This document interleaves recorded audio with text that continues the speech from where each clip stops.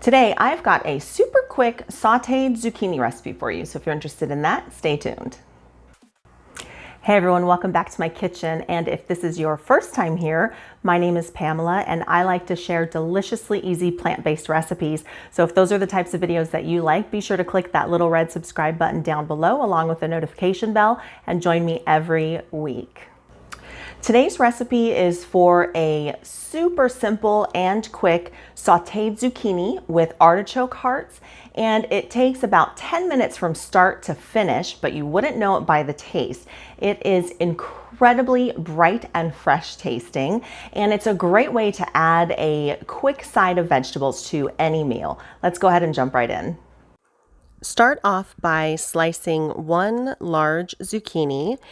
And I am slicing mine fairly thick because I like my zucchini to have a bit of a crisp bite once I'm done cooking it. And I've also got about 5 artichoke hearts here, and I'm just slicing them in half. And I'm going to water saute this with about a tablespoon of minced garlic, and I'm going to throw everything in all at once.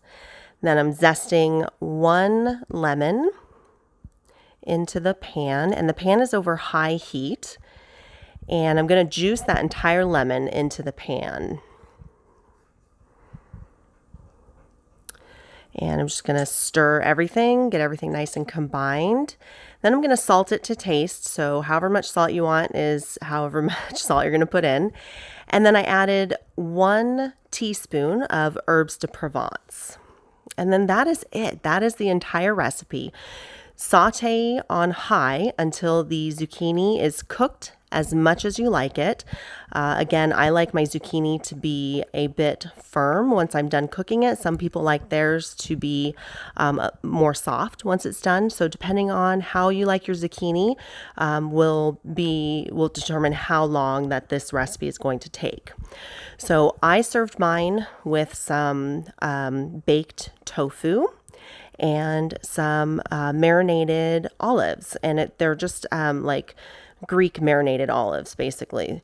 And then basically half of my plate ended up being this zucchini and artichoke sauteed dish because it is so delicious. I literally could eat that entire pan all in one sitting. That is how bright and fresh and delicious tasting this recipe is. I really think you're gonna like it. And there you have it. All right, everyone, I hope you enjoyed that video. And if you did, as always, a thumbs up is appreciated.